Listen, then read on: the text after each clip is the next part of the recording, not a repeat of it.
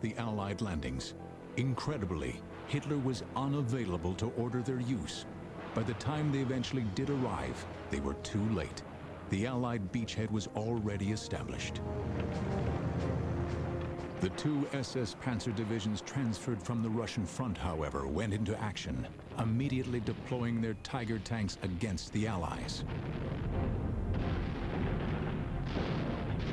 It was a terrifying experience for those that met them, because they could knock our tanks out at 1,000 yards, whereas we couldn't even knock them out at 200 yards if we met them head-on. The destructive capability of the Tiger tank on the battlefield became legendary, and Allied soldiers soon coined the term Tiger phobia. General Montgomery actually banned British combat reports that recorded the prowess of the Tiger tanks on the grounds they undermined morale.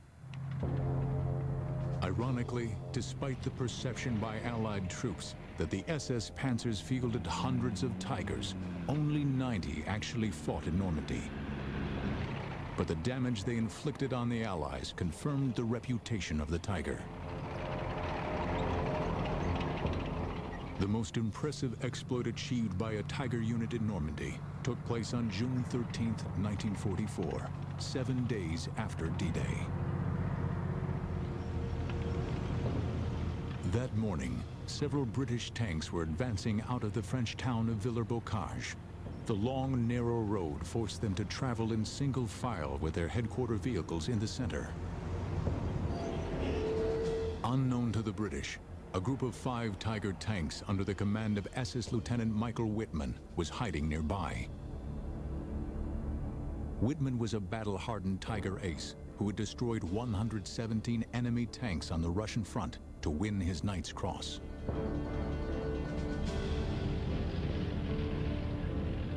Dispersing his other tanks to different strategic points, Wittmann's Tiger entered the town. Catching the British by surprise, he destroyed 3 tanks before maneuvering his Tiger into a position to attack the British column from the rear. And then through the smoke, suddenly emerged this huge tank. It moved its gun very slightly and fired. It was a crash, and the shell went through the front of the tank, between my legs. I could feel a tingling each side, so I know it must have gone between my legs, and landed up in the engine. And so a sheet of flame came over the tank, so I shouted bail out to the crew, because it wouldn't be very long before the ammunition exploded. Within 2 minutes, Wittmann's tank had left 13 British vehicles burning in the road. Menacingly, the Tiger now headed towards the tank commanded by Captain Pat Dias. I fired at a Tiger at 100 yards, and the shot just bounced off, which is a bit disheartening. Dias managed to reverse his tank into a garden out of sight as Wittmann passed by. He then decided to ambush Wittmann from behind, but before he could fire, the Tiger had turned. We met head-on, which was not good news. And I fired at him twice, and as before, they bounced off. He then fired at me once, which did not bounce off. It killed 2 of my crew, and I was literally blown out of the top.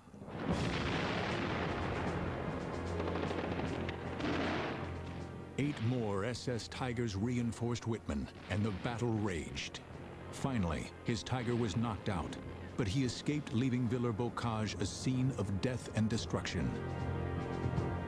Despite losing 4 Tigers, Wittmann had destroyed 47 Allied vehicles and inflicted 257 casualties.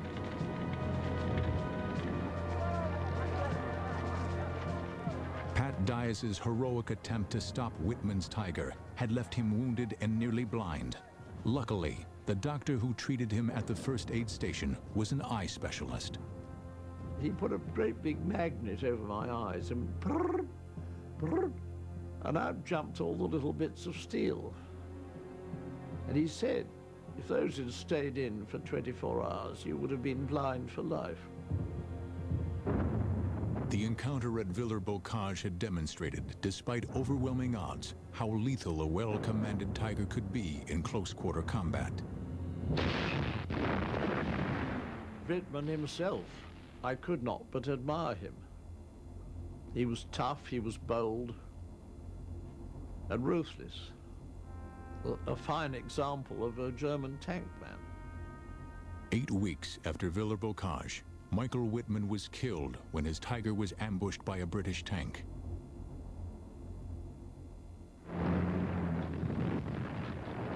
Although the initial D-Day landings had been a success, fanatical German resistance had stopped the Allied advance.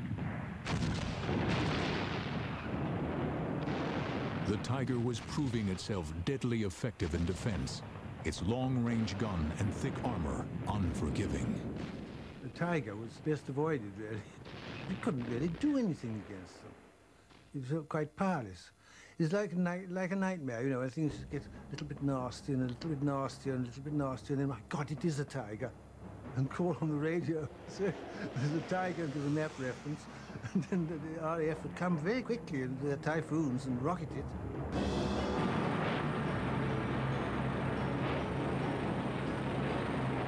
On July 18, 1944, Operation Goodwood was launched as the first phase of the Allied breakout in Normandy. The plan was to blast a path with heavy bombers to allow 3 Allied armored divisions to push forward. 1,500 bombers of the Royal Air Force staged the biggest air raid of the war against German tank positions. Lieutenant Richard von Rosen and his Tiger crew were waiting in well-entrenched positions when they heard the RAF Pathfinder planes overhead. They flew over us and continued dropping these flares. Then I knew it was going to get ugly. Although what was going to happen at that stage, I couldn't even imagine.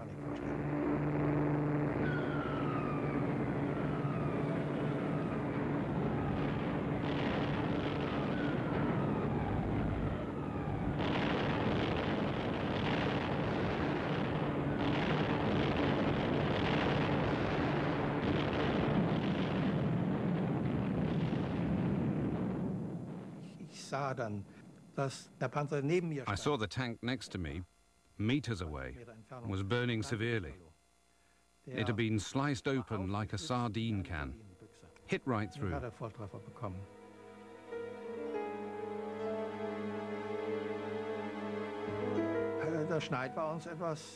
Our courage was somewhat diminished. We'd never seen anything like it. You have to imagine what we experienced in our tank during these 2.5 hours of carpet bombing.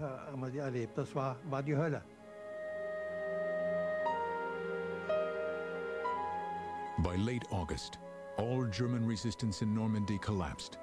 The German 7th Army lost 250,000 men and thousands of tons